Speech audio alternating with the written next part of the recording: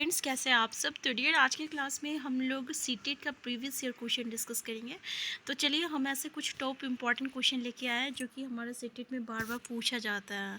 तो चलिए स्टार्ट करते हैं आज का क्लास। पहला क्वेश्चन देखिए कि जनजातीय लोगों के इतिहास के पुनर्निर्माण में मिला कौन सा कथन गलत है। देखिए, ये जो टॉपिक है जनजातीय से हम लोग डिस्कस किए हुए थे चैप्टर में, और यहाँ से जो है आपको क्वेश्चन बहुत बार देखने को मिला है। और क्वेश्चन जो है, पहला ऑप्शन है आपका, जनजातीय समाज अपने विविध प्रकार के जरूरतों के लिए एक दूसरे पर निर्भर रहा। दूसरा, समकालीन इतिहास और मुसाफिरों ने जनजातियों के बारे में बहुत कम जानकारी दी है। तीसरा, अधिकांश जनजातीय समूहों ने लिखित दस्तावेज रखा है।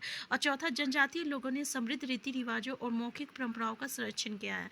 अगर हम देखें तो इसमें बोल रहा है कि कौन सा स्टेटमेंट गलत है। ठीक है, तो जब हम लोग एनसीईआरटी का पढ़े थे ये चैप्टर को, तो उसमें हम लोग देखे थे कि ये जो है लिखित दस्तावेज नहीं रखते हैं, ये मौखिक रखते हैं। मतलब कि ये जो है अपने बेटे को बताएगा कि देखो हमारा ये रीति रिवाज है, ये परंपरा है। फिर वो अपने बेटे को बताएगा कि हम लोगों की ये परंपरा है। फिर इस तरीके से जो है ये लोग जो है मौखिक तरीके से जो है अपनी जो परंपरा होती है ना, उसको ये जो रहता है मतलब कि ये सजो कर रखता है। और इस तरीके से जो है ये आपका पीढ़ी दर पीढ़ी चलते रहता है। इसकी कोई लिखित दस्तावेज देखने को नहीं मिला है, इसलिए हमारा स्टेटमेंट गलत स्टेटमेंट बोला था। तो आंसर सी जो रहेगा करेक्ट आंसर हो जाएगा। बाकी तीनों जो है बिल्कुल सही है कि समृद्ध रीति रिवाजों और मौखिक परंपराओं का संरक्षण किया है। तो देखिए ये बिल्कुल सही है, हमारा आंसर थर्ड जो रहेगा करेक्ट आंसर हो जाएगा। ठीक है, तो ये क्वेश्चन आपको 3-4 बार कई बार क्वेश्चन देखने को मिला है। अगर आप अभी तक नहीं देखे ना, तो नियर अबाउट जो है आप प्रीवियस क्वेश्चन एक बार जरूर देख लीजिएगा। नेक्स्ट क्वेश्चन है आपका, भारतीय संसद पर दिए गए ए और बी कथनों पर विचार कीजिए। पहला ऑप्शन है, कोई भी राजनीतिक दल जिसके पास लोकसभा में कितने भी सदस्य हो वो सरकार बना सकती है। तो भाई ये तो आपको पता होगा कि ऐसा नहीं होता है, जितने भी सदस्य हो तो क्या वो अपना सरकार बना लेगी? नहीं ना, यहाँ पे बहुमत से जीतना पड़ता है तभी वो अपना सरकार बना सकता है। और अगर उसको बहुमत नहीं मिलती है तो वो किसी के साथ जो रहता है गठबंधन करता है। ठीक है, तब जो है वो अपना सरकार बना सकते हैं। इसलिए पहला स्टेटमेंट तो हम गलत कह सकते हैं।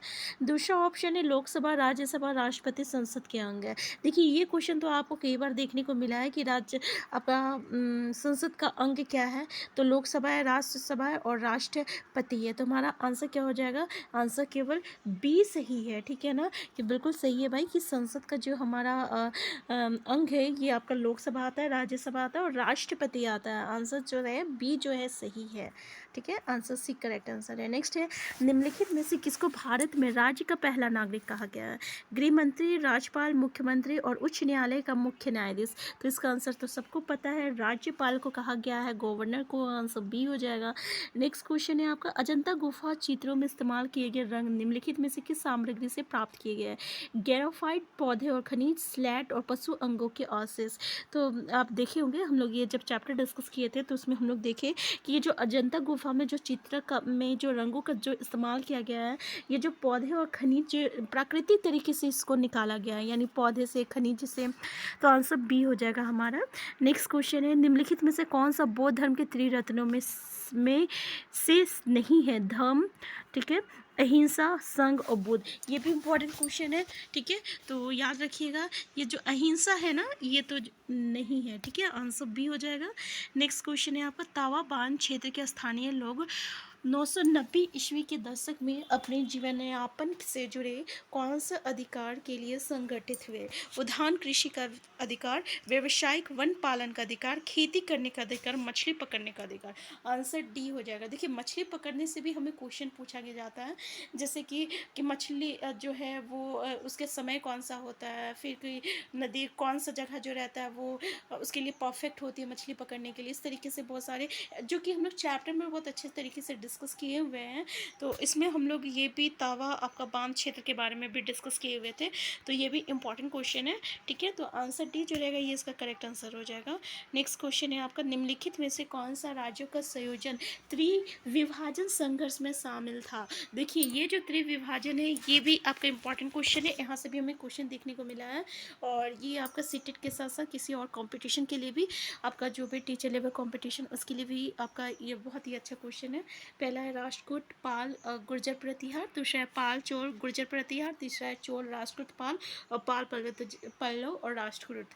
तो हमारा आंसर क्या हो जाएगा? राष्ट्रकूट हो जाएगा, पाल हो जाएगा और गुर्जर प्रतिहार, जिसमें आपका जो है लास्ट में कई सालों तक ये जो है चला था। और ये कनौज पे जो है अपना पस्त मतलब कि अपना मतलब कि क्या कहते हैं क्या कहते हैं अपना अपना यानी कनौज को अपने अधिकार में शामिल करने के लिए ये जो लड़ाई जो है बहुत सालों तक चला था। और लास्ट में गुर्जर प्रतिहार जो है इसमें ये मतलब कि जीत गए थे। तो आंसर हमारा क्या हो जाएगा, आंसर ए हो जाएगा। इसी को हम लोग त्रिविभाजन संघर्ष कहते हैं। ठीक है, नेक्स्ट क्वेश्चन है आपका कि निम्नलिखित में से कौन सा स्थल प्रागैतिहासिक चित्रकला के लिए प्रसिद्ध है। पहला सांची, दूसरा भीमबेटका, तीसरा अमरावती, चौथा बाग। हमारा आंसर क्या हो जाएगा, भीमबेटका हो जाएगा। याद रखिएगा भीमबेटका। नेक्स्ट क्वेश्चन है आपका। तो क्वेश्चन इस तरीके से पूछ दिया कि भीमबेटका जो है ये क्या है आपका, कौन सा स्थल है, तो ये आपका प्रागैतिहासिक स्थल है, याद रखिएगा। नेक्स्ट क्वेश्चन है कथन। पहला देखिए, पृथ्वी से हमें चंद्रमा का केवल एक ही भाग दिखाई पड़ता है, कारण चंद्रमा पृथ्वी का एक चक्कर लगभग 27 दिनों में पूरा करता है और लगभग इतने ही समय में वो अपने अक्ष पर एक चक्कर भी घूम पूरा करता है। कौन सा स्टेटमेंट सही है, तो देखिए इसमें ए क्वेश्चन के आंसर क्या है, पहला है ए गलत है परंतु बी सही है। ए भी दोनों सही है और बी जो है सही व्याख्या करता है, तो बिल्कुल सही है। आंसर जो रहेगा आंसर हमारा बी हो जाएगा। नेक्स्ट क्वेश्चन है आपका।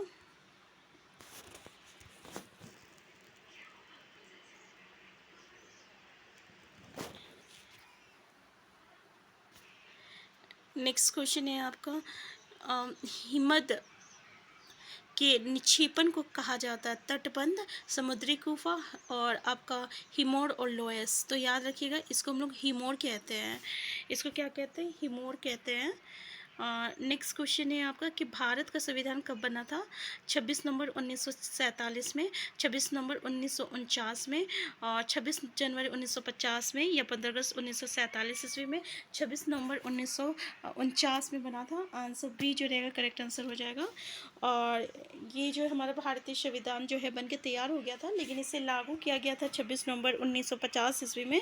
और इसीलिए हम 26 जनवरी 1950 ईस्वी में, और इसीलिए हम लोग जो गणतंत्र दिवस मनाते हैं, रिपब्लिक डे, इसी के अवसर पर मनाते हैं। नेक्स्ट क्वेश्चन है आपका कि 12वीं शताब्दी के मध्य कर्नाटक में प्रारंभ हुए वीरशैव आंदोलन के संदर्भ में निम्नलिखित कथनों में कौन सा कथन एक सही है। पहला, इसने विठल की पूजा पर बल दिया। दूसरा, ये सभी प्रकार के कर्मकांड का विरोधी था पर मूर्ति पूजा को बढ़ावा दिया। तीसरा, इसने जाति और नारी के प्रति व्यवहार के बारे में ब्रह्मवादी विचारधारा के विरुद्ध तर्क दिए। और चौथा है, ये नामदेव और उनके साथियों द्वारा शुरू किया गया। क्वेश्चन क्या बोल रहा है कि 12वीं शताब्दी के मध्य कर्नाटक में प्रारंभ हुए वीर शैव आंदोलन के संदर्भ में निम्नलिखित कथनों में कौन सा सही है। तो देखिए हमारा आंसर क्या हो जाएगा, हमारा आंसर सी हो जाएगा कि इसने जाति और नारी के प्रति व्यवहार के बारे में ब्रह्मवादी विचारधारा के विरुद्ध तर्क दिए थे। नेक्स्ट है, भारत में ग्राम पंचायत कितने वर्षों के कार्यकाल के लिए चुना जाता है। 4, 5, 3, 6। तो याद रखिएगा ये जो है अधिकतर हमारे जितनी भी होती है ना, ये 5 साल के लिए ही होता है, तो आंसर बी हो जाएगा। नेक्स्ट है, लौटते मानसून के समय आर्द्र पवनें बहती है घाटी से मैदान की ओर, स्थल से समुद्र की ओर, समुद्र से स्थल की ओर, पठार से मैदान की ओर। तो याद रखिएगा स्थल से समुद्र की ओर जो है बहती है। लौटते मानसून के समय आर्द्र पवनें जो होती है ये स्थल से समुद्र की ओर आपका बहती है। नेक्स्ट है, लौटते मानसून। नेक्स्ट क्वेश्चन है, ऐतिहासिक स्थल वो है जहाँ अतीत की स्मृति शेष अवशेष मिलते हैं, उत्खनन के लिए क्रियाकलाप होते हैं, इतिहास प्रिय लोग जुटते हैं, इतिहासकार इतिहास लिखते हैं। तो देखिए ऐतिहासिक स्थल वो जगह होता है ना जहाँ से हमें अतीत के अवशेष मिलते हैं या स्मृति मिलता है, तो इसको हम लोग आंसर ए कहते हैं। सॉरी, ये आंसर ए जो रहेगा ये इसका करेक्ट आंसर हो जाएगा। इसको हम लोग ऐतिहासिक स्थल कहते हैं। ठीक है, जहाँ पे हमें अतीत के बारे में जो भी सामानें मिलती है, जैसे कि हड़प्पा में आपको सबसे पहले खोजा गया था हड़प्पा सभ्यता में, और वहाँ पे बहुत सारी चीज़ें जो है हमें वस्तुएं देखने को मिलती है, और उससे जो है हम लोग अतीत के बारे में आपका जानने की कोशिश करते हैं। तो ये जो होते हैं ये क्या आपका ऐतिहासिक स्थल है, तो आंसर ए हो जाएगा। नेक्स्ट क्वेश्चन है, लाल ग्रह। नेक्स्ट क्वेश्चन है आपका कि अंतरिक्ष से प्रवेश करने वाला उल्कापिंड वायुमंडल किस परत में आने पर जल जाता है। हम आपको एक इम्पॉर्टेंट टॉपिक डिस्कस कराते हैं, जहाँ पे हर इम्पॉर्टेंट टॉपिक को हम लेके आते हैं, जहाँ से हमें सीटेट में हमेशा से क्वेश्चन पूछा जाता है। तो इसमें हम लोग ये जो है चैप्टर वायु का एक टॉपिक है, जहाँ पे वायुमंडल की संरचना ये टॉपिक है। और इस टॉपिक में हमें बस एक मुश्किल से मुश्किल जो है एक चैप्टर जो है बहुत ही इंपॉर्टेंट है, वहाँ से ना कई तरीके के सवाल जो है पूछा गया है। ठीक है, सबसे पहला तो आपको जो है वो लेयर को क्रोनोलॉजिकल ऑर्डर में ही जो है अरेंज करने के लिए पूछ लिया जाता है। ठीक है, जो कि उसके बाद जो है आपका अलग अलग मंडल का कैरेक्टर फ्यूचर वहाँ से पूछ लिया जाता है। जैसे कि मौसम संबंधी जो भी घटना होती है वो किस मंडल परत में देखने को मिलती है, किस मंडल में देखने को मिलती है। फिर कौन सी मंडल जो रहती है मौसम संबंधी मौसम संबंधी मुक्त होती है। फिर कौन सी मंडल में हवाई जहाज उड़ता है, कौन से मंडल में आपका रेडियो तरंगे के लिए उपयुक्त होती है। फिर इस तरीके से सवाल जो है पूछा जाता है। तो यहाँ पे हमारा सवाल जो है कि अंतरिक्ष में प्रवेश करते ही उल्का पिंड जो है वायुमंडल की किस परत में आने पर जल जाता है। पहला ऑप्शन सप्ताह मंडल, दूसरा मध्य मंडल, तीसरा ब्रह्मंडल और चौथा बहिमंडल। तो हम लोग का मध्य मंडल था।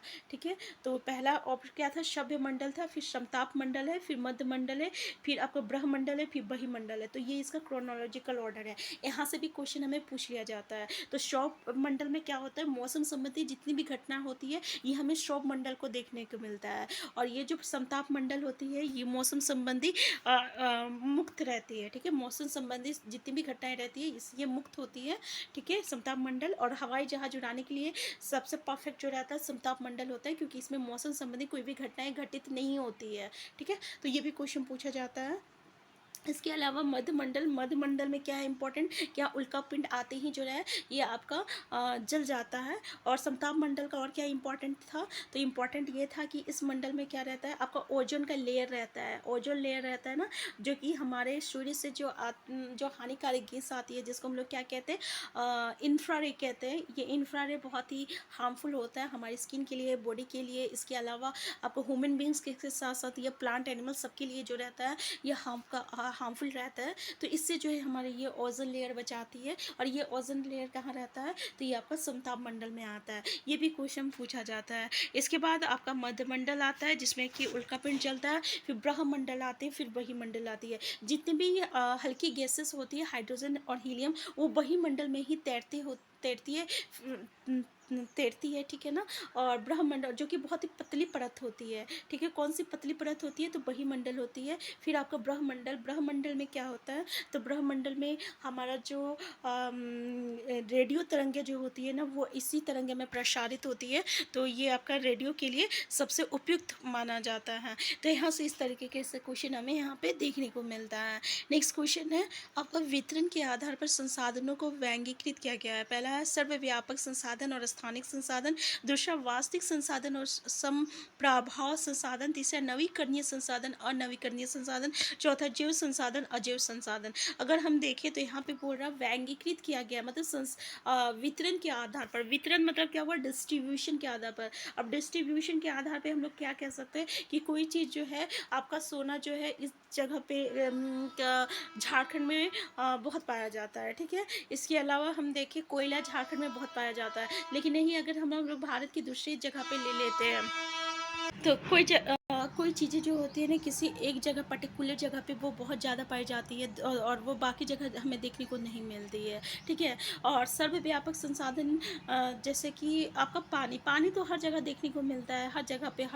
बिना पानी का तो कोई ज़िंदा नहीं रहेगा और हर जगह हमें पानी देखने को मिलेगा। तो ऐसी चीज़ें जो होती है सर्वव्यापक संसाधन होती है जो आपको हर जगह देखने को मिलती है। लेकिन कुछ चीज़ें जैसे कि सोना हो गया, हीरा हो गया आपका, फिर पेट्रोल हो गया, वो कहीं कहीं हमें देखने को मिलता है। तो उसको हम लोग स्थानिक संसाधन कहते हैं। हमारा आंसर ए हो जाएगा। तो डिस्ट्रीब्यूशन के आधार पे हम लोग सर्वव्यापक संसाधन और स्थानिक संसाधन कहते हैं। सर्वव्यापक जो कि हर एक जगह मिलता है, स्थानिक जो किसी पर्टिकुलर जगह मिलता है। ठीक है, इसी तरह के नवीकरणीय संसाधन और नवीकरणीय संसाधन तो आप लोग जानते ही होंगे कि जिसको हम लोग बार बार यूज़ कर सकते हैं और जिसको हम लोग बार बार यूज़ नहीं कर सकते। एक बार अगर ये ख़त्म हो जाती है तो ये आपका दोबारा नहीं मिलता है। जैसे कि कोयला जो रहता है ना बनने में बहुत ही वक्त लग जाता है। तो एक बार अगर ये ख़त्म हो जाएगा तो इसको फिर बनने में बहुत वक्त लग जाएगा, ठीक है। लेकिन अनवीकरणीय क्या हो जाएगा, जैसे सूर्य की ऊर्जा, तो सूर्य की ऊर्जा जो है, जिससे पानी से जो हमें ऊर्जा मिलती है, इलेक्ट्रिसिटी जो होता है,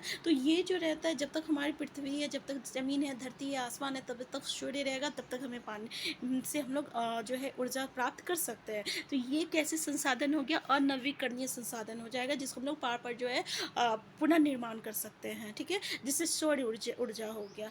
अब जैव संसाधन, अजैव संसाधन, जिसमें कि जीव जान होती है, जिसमें जान नहीं होती है, अगर हम लोग मिट्टी और बालू, ये सब अजैव संसाधन हो गया। अगर पेड़ पौधे, तो ये जैव संसाधन हो गया। हम, ठीक है। नेक्स्ट क्वेश्चन है हमारा कि भारत में अस्पृश्यता प्रथा के कारण निम्नलिखित में से किस मौलिक अधिकार का उल्लंघन किया जाता है। पहला, स्वतंत्रता का अधिकार। दूसरा, शोषण के विरोध अधिकार। संवैधानिक उपचारों का अधिकार। समानता का अधिकार।